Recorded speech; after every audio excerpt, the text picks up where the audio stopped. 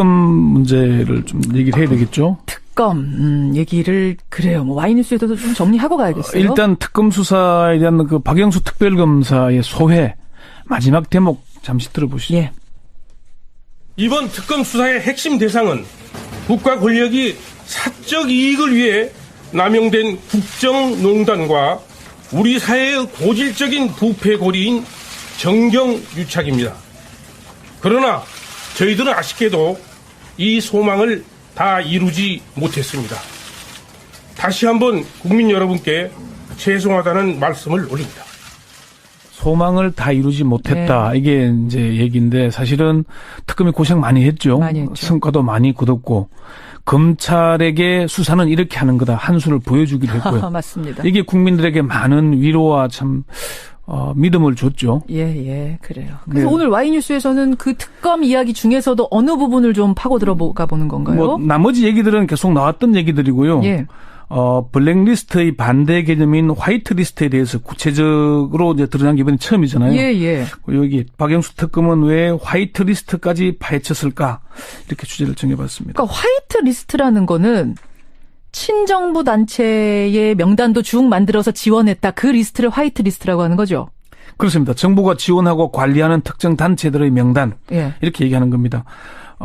이게 이제 어느 정도냐면은 정부 특검 수사 결과에 이 청와대 정무수석실 관계자들이 2014년부터 2016년 10월까지 정경련에게 특정 단체를 찍어서 통보를 합니다. 예. 이 단체는 얼마 주라, 이 단체는 얼마 주라. 이게 2014년에는 22개 단체에 24억. 예. 2015년에는 31개 단체에 35억.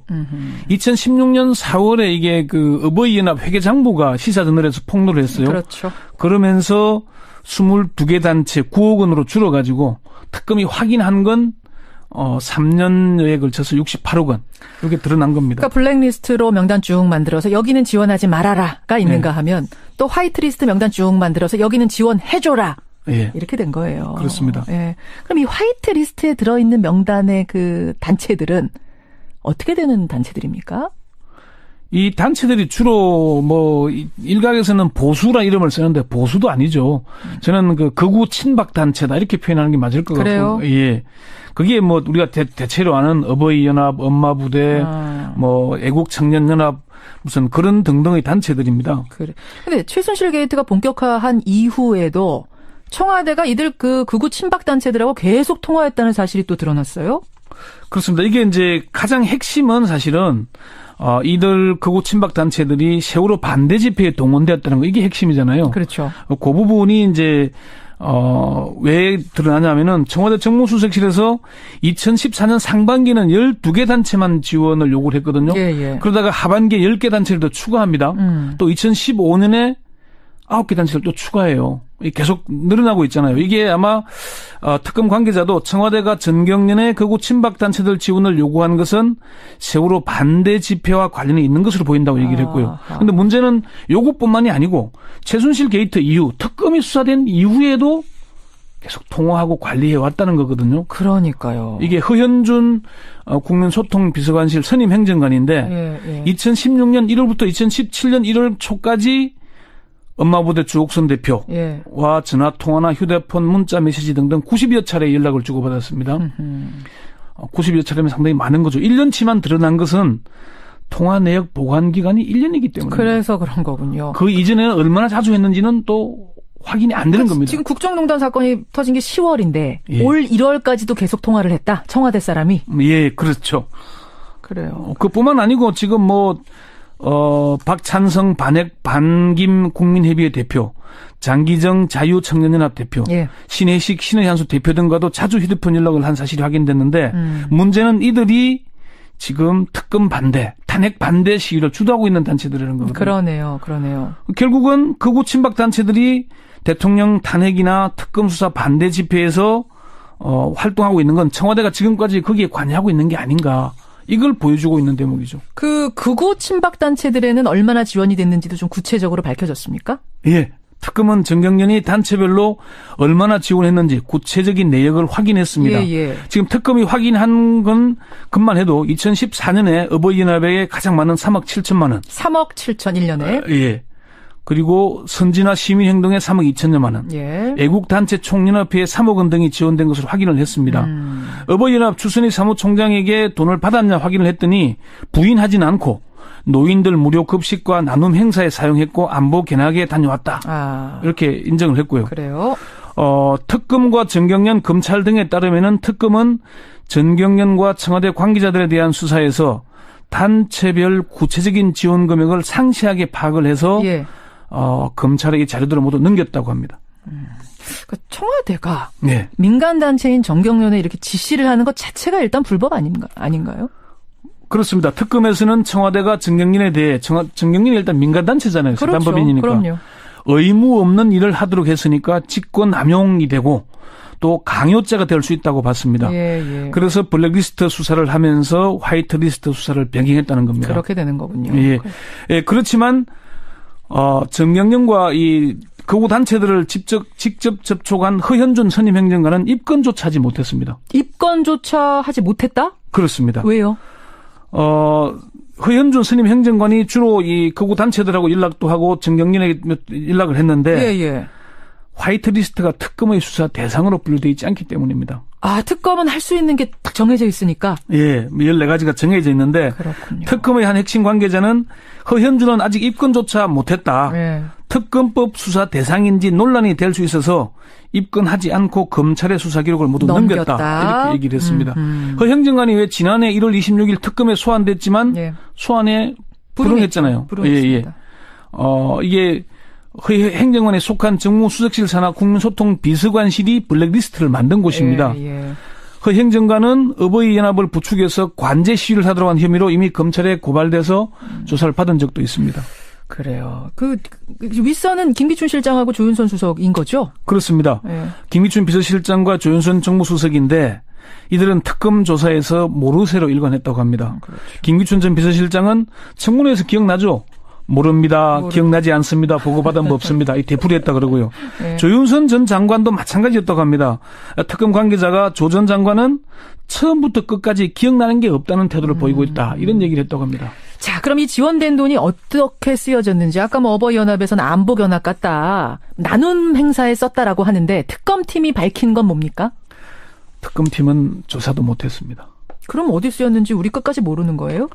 사실 저도 그게 그 대목이 가장 궁금한데 어버이연합이건 엄마부대건 극우 단체들도 법인으로 등록된 경우는 그렇게 많지가 않습니다. 그렇지만 지방자치단체에 시민단체로 등록이 돼 있습니다. 그래야 지원을 받을 수 있거든요. 그렇겠죠. 이미 밝혀졌지만 어버이연합은 법인이 아니다 보니까 종교단체나 다른 단체, 법인의 이름으로 지원을 받았잖아요. 그래서 경실련이 금융실명제법 위반으로 수사 일을 했거든요.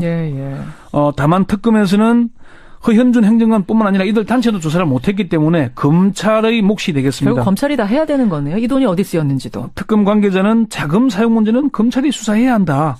시민단체 지휘부의 자금 횡령이 종종 문제가 됐던 만큼 이 문제도 명백히 밝혀야 된다는 얘기를 했습니다. 전경련은요? 전경련은 처벌 대상 아닙니까? 빠지는 겁니까? 수사를 해봐야 알 수 있습니다. 일단 특검은 청와대의 일방적인 지시를 따랐기 때문에 피해자가 될 수 있다라고 봤습니다. 하지만 지난번 대통령하고 삼성 간 관계처럼 이렇게 해주면서 뭔가 대가를 바랬다면 또 다른 얘기잖아요. 이게 이제 경제수석실이 관련됐다면은 대가성을 볼 수 있을 텐데 정무수석실은 개별 기업을 접촉하지 않고요. 정경련만 요구를 했고 사실 이게 뒷얘기인데 특검 관계자가 밝히기를 전경련 담당자들이 학을 뗐다 그럽니다. 한을 품고 있더라.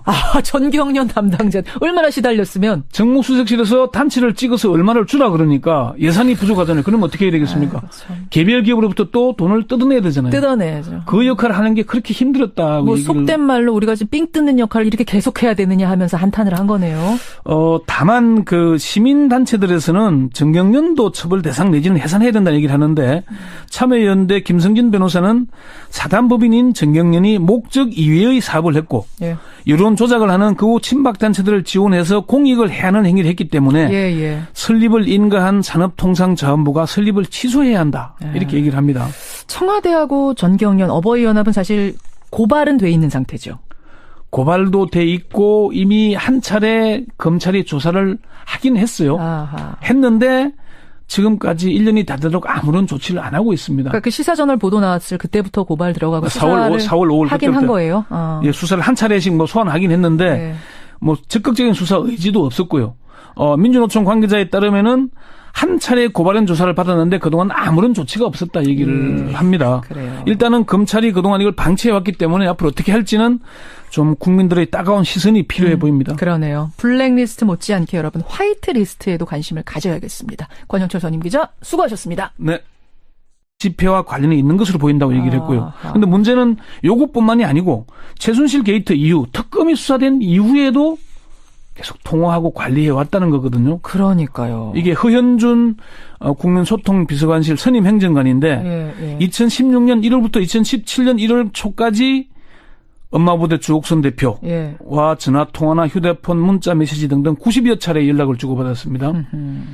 90여 차례면 상당히 많은 거죠. 1년치만 드러난 것은 통화 내역 보관 기간이 1년이기 때문에. 그래서 그런 거군요. 그 이전에는 얼마나 자주 했는지는 또 확인이 안 되는 겁니다. 지금 국정농단 사건이 터진 게 10월인데 예. 올 1월까지도 계속 통화를 했다. 청와대 사람이. 예, 그렇죠. 그래요. 그뿐만 아니고 지금 박찬성 반김 국민회의회 대표, 장기정 자유청년연합 대표, 예. 신혜식 신의한수 대표 등과도 자주 휴대폰 연락을 한 사실이 확인됐는데 문제는 이들이 지금 특검 반대, 탄핵 반대 시위를 주도하고 있는 단체들이라는 거거든요. 그러네요. 결국은 극우 친박 단체들이 대통령 탄핵이나 특검 수사 반대 집회에서 이제 드러난 게 이번이 처음이잖아요. 예. 여기 박영수 특검은 왜 화이트리스트까지 파헤쳤을까 이렇게 주제를 정해봤습니다. 그러니까 화이트리스트라는 거는 친정부 단체의 명단도 쭉 만들어서 지원했다. 그 리스트를 화이트리스트라고 하는 거죠. 그렇습니다. 정부가 지원하고 관리하는 특정 단체들의 명단 예. 이렇게 얘기하는 겁니다. 이게 이제 어느 정도냐 하면은 정부 특검 수사 결과에 이 청와대 정무수석실 관계자들이 2014년부터 2016년 10월까지 정경련에게 특정 단체를 찍어서 통보를 합니다. 예. 이 단체는 얼마 주라, 이 단체는 얼마 주라. 이게 2014년에는 22개 단체에 24억, 예. 2015년에는 31개 단체에 35억. 2016년 4월에 이게 어버이연합 회계장부가 시사저널에서 폭로를 했어요. 그렇죠. 그러면서 22개 단체 9억 원으로 줄어가지고 특검이 확인한 건 3년여에 걸쳐서 68억 원. 이렇게 드러난 겁니다. 그러니까 블랙리스트로 명단 쭉 만들어서 여기는 지원하지 말아라가 있는가 하면 또 화이트리스트 명단 쭉 만들어서 활동하고 있는 건 청와대가 지금까지 거기에 관여하고 있는 게 아닌가. 이걸 보여주고 있는 대목이죠. 극우 친박 단체들에는 얼마나 지원이 됐는지도 좀 구체적으로 밝혀졌습니까? 예. 특검은 정경련이 단체별로 얼마나 지원했는지 구체적인 내역을 확인했습니다. 예. 지금 특검이 확인한 것만 해도 2014년에 어버이연합에 가장 많은 3억 7천만 원. 3억 7천 1년에. 예. 그리고 선진화 시민행동에 3억 2천여만 원. 예. 애국단체 총연합회에 3억 원 등이 지원된 것으로 확인을 했습니다. 어버이연합 추선희 사무총장에게 돈을 받았냐 확인을 했더니 부인하진 않고 노인들 무료 급식과 나눔 행사에 사용했고 안보 견학에 다녀왔다. 이렇게 인정을 했고요. 그래요. 특검과 정경련 검찰 등에 따르면은 특검은 전경련과 청와대 관계자들에 대한 수사에서 단체별 구체적인 지원 금액을 상세하게 파악을 해서 예. 검찰에게 자료들을 모두 넘겼다고 합니다. 그러니까 청와대가 네. 민간 단체인 정경련에 이렇게 지시를 하는 것 자체가 일단 불법 아닌가요? 그렇습니다. 특검에서는 청와대가 정경련에 대해 정경련 특검 문제를 좀 얘기를 해야 되겠죠. 특검 얘기를 그래요. 와이뉴스에도 좀 정리하고 가야겠어요. 일단 특검 수사에 대한 박영수 특별검사의 소회 마지막 대목 잠시 들어보시죠. 예. 이번 특검 수사의 핵심 대상은 국가 권력이 사적 이익을 위해 남용된 국정농단과 우리 사회의 고질적인 부패 고리인 정경유착입니다. 그러나 저희들은 아쉽게도 이 소망을 다 이루지 못했습니다. 다시 한번 국민 여러분께 죄송하다는 말씀을 올립니다. 소망을 다 이루지 못했다. 네. 이게 이제 얘기인데 사실은 특검이 고생 많이 했죠. 많이 했죠. 성과도 많이 거뒀고 검찰에게 수사는 이렇게 하는 거다. 한 수를 보여주기도 했고요. 맞습니다. 이게 국민들에게 많은 위로와 참 믿음을 줬죠. 예, 그래요. 그래서 네. 오늘 와이뉴스에서는 그 특검 이야기 중에서도 어느 부분을 좀 파고 들어가 보는 건가요? 뭐 나머지 얘기들은 계속 나왔던 얘기들이고요. 예. 블랙리스트의 반대 개념인 화이트리스트에 대해서 구체적으로 거기는 지원해줘라. 예. 이렇게 된 거예요. 그렇습니다. 예. 그럼 이 화이트리스트에 들어있는 명단의 그 단체들은 어떻게 되는 단체들입니까? 이 단체들이 주로 뭐 일각에서는 보수라 이름을 쓰는데 보수도 아니죠. 저는 그 극우 친박 단체다 이렇게 표현하는 게 맞을 것 그래요? 같고, 예. 그게 뭐 우리가 대체로 아는 어버이 연합, 엄마 부대, 뭐 애국 청년 연합 무슨 그런 등등의 단체들입니다. 그래. 근데 최순실 게이트가 본격화한 이후에도 청와대가 이들 그 극우 친박 단체들하고 계속 통화했다는 사실이 또 드러났어요? 그렇습니다. 이게 이제 가장 핵심은 사실은 이들 극우 친박 단체들이 세월호 반대 집회에 동원되었다는 거 이게 핵심이잖아요. 그렇죠. 그 부분이 이제 왜 드러나냐면은 청와대 정무수석실에서 2014년 상반기는 12개 단체만 지원을 요구를 했거든요. 예. 그러다가 하반기에 10개 단체를 더 추가합니다. 또 2015년에 9개 단체를 또 추가해요. 계속 늘어나고 있잖아요. 이게 아마 특검 관계자도 청와대가 전경련의 극우 친박 단체들 지원을 요구한 것은 세월호 반대